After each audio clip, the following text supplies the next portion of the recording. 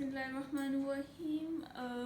In the continuity of the previous lecture, in this we will discuss about the anemia, which is caused due to the increased red cell destruction. As we know that on the basis classification on the basis of the underlying mechanism, there were three broad categories.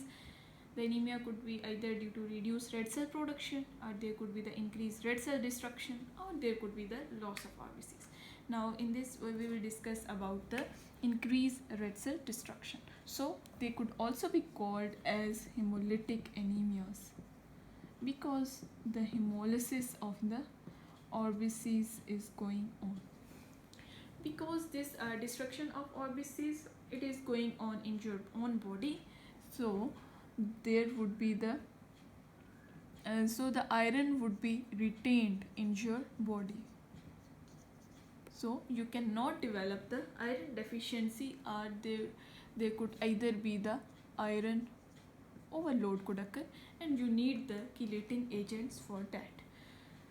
Okay. Now we discuss about that in increased red cell destruction. The first is the genetic factors,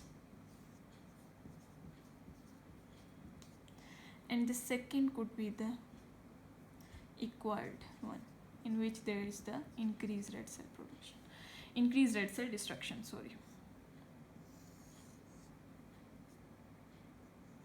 And the genetic, it is also called as the endogenous, because the disorder is your own body, or it could also be called as intrinsic.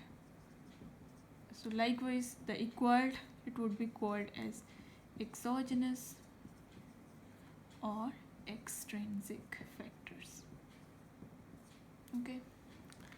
Now in genetic factors, first of all we discuss about the sickle cell anemia. The first example, in sickle cell anemia, you know that the shape of the red cell is disrupted from the normal biconcave disc. It is converted into a sickle shaped RBC. So these abnormal RBCs, they will be recognized by the reticuloendothelial system of our body, which is present in spleen, in liver, in lymph nodes, and they would cause the hemolysis, they would cause the destruction of these abnormal shaped RBCs. So there would be the increased red cell destruction. Second is the spherocytosis. It is also a shape disorder. In this hereditary spherocytosis, the normal biconcave disc is converted into a spherical shaped cells. So in this there is actually a membrane defect, and in this sickle cell disease there is actually the hemoglobin defect. Hemoglobin defect causes the normal biconcave disc to convert into a sickle shaped cell, whereas in spherocytosis, due to membrane defect, the normal biconcave disc is converted into a spherical shaped cell. So these cells would also be recognized by our reticuloendothelial system of our body, that is present in liver and spleen and macrophages, mainly the spleen, and so they would be destroyed. Increased destruction of the red cell would occur. Third is the enzyme defect, that is the G6-Pd deficiency. It is also commonly seen. In G6-Pd deficiency, there is concurrently there would be the increased free radicals in the RBCs, because they are not oxidized.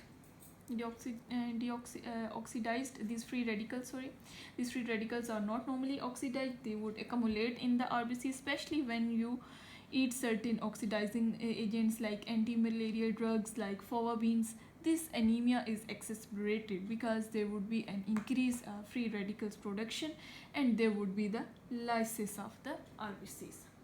And the third is thalassemia. We also discuss in the decreased red cell production, as well as it is also come in increased red cell destruction, because there is the hemoglobin abnormality. This the hemoglobin which is present in the thalassemic RBCs, um, they are not normal, so they would also be destroyed and hemolyzed, and there would be the increased destruction of the RBCs. Now next we discuss about the acquired or genetic defects. Acquired or exogenous or extrinsic defects. In this comes the comes the drugs. You eat various drugs which cause the idiosyncratic hemolytic reaction. Various drugs, usually aspirin, it is associated with the in some patient it is associated with the idiosyncratic hemolytic reaction. So second could be the toxins, and second could be the toxins, for example snake venom, it also causes the lysis of RBCs. Third could be the infection, various infections, for example malaria, Plasmodium falciparum. It also resides in the RBCs and causes the increased destruction of those RBCs. Fourth could be the immunological reaction. For example, transfusion reactions or hemolytic disease of the newborn. In both these conditions, there is an antigen antibody reaction. For example, you transfuse a wrong group to a person. If he is his blood group is A and you transfuse it with B, there would be the antigen antibody reaction, that is the immunological reaction. So there would be the lysis of RBCs. In the same way, if there is in hemolytic disease of newborn, the most important is RH, erythroblastosis, and in that condition there is also an antigen antibody reaction, anti-RH factors, anti-RH antibodies, and there would also be the increased destruction of RBCs, or erythroblastosis fetalis. And the next is the mechanical trauma.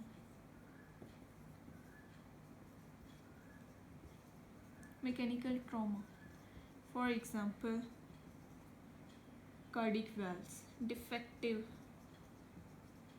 valves, there would be the repeated injury of those RBCs, so there would be the lysis. Similarly, in the marathon runners or long distance runners,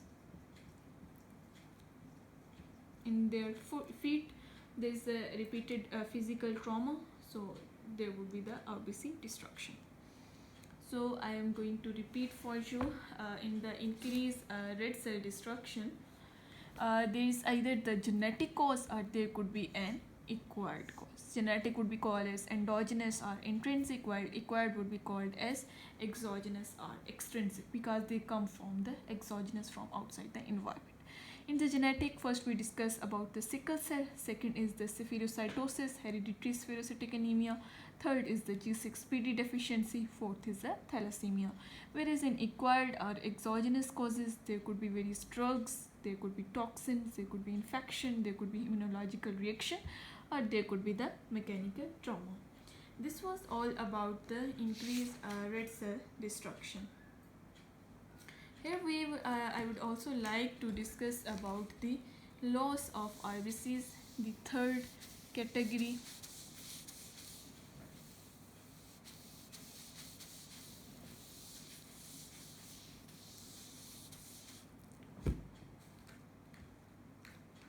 Next is the loss of RBCs, or you can say it is the blood loss anemia. Okay, so in blood loss anemia or the loss of RBCs, when the RBCs are being lost from your body, they could be either acute blood loss or there could be the chronic blood loss. Okay, in acute blood loss, the most important is the trauma. road traffic accident or any other during fight you receive a trauma, what would occur?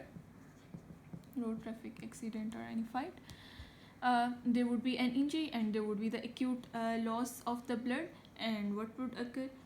There would be the loss of RBCs and the hypovolemia would occur. So as a result, there would be the loss of RBCs and you will suffer from the anemia. It is said that after 5 days to 4 weeks, these lost RBCs, they are replaced. After 5 days to 4 weeks, these lost RBCs, they are replaced by our own factory. So after this anemia would correct most probably after 5 days to 4 weeks. Next we discuss about the chronic loss of RBCs, chronic blood loss. The most important, most common is the GI bleeds. GI bleeds, that is the peptic ulcer. In peptic ulcer, if there is any perforation of that peptic ulcer, so there would be a chronic loss of blood and there would be the blood loss, anemia, or there could be any colitis. In that condition, you will lose the blood in your stools, which is called melena. In that condition, you will also develop the blood loss, anemia. The second could be the gynecological disturbance. For example, most important is the menorrhea, that is excessive loss of blood in the menstruation, and the most common cause could be the fibroid, and these females would also develop the blood loss, anemia. The third could be the cancers, various cancers. In that condition, there is the chronic loss of the small amount of blood, for example the colon cancer, and you will develop the blood loss, anemia.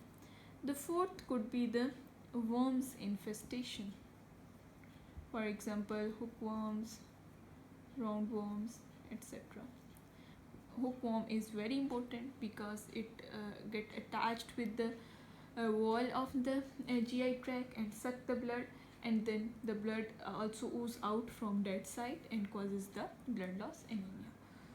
So that was all about the loss of RBCs or blood loss, anemia. I will discuss that either there could be the acute blood loss or there could be the chronic blood loss. And in acute blood loss, the most important example is the trauma, that is the road traffic accident. And in after 5 days to 4 weeks, there would be the restoration of that RBCs and the anemia would correct.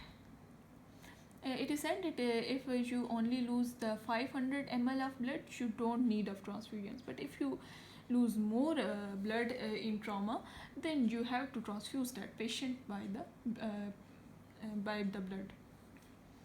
And in the chronic blood loss, anemia, the most important is the GI bleeds, peptic ulcer, colitis. The second could be the gynecological disturbances. Third could be any cancers, and fourth is the worms infestation. In all these conditions, there is a loss of RBCs, there is a blood loss, anemia. So that was all about. Hope so you will understand. Thanks for watching.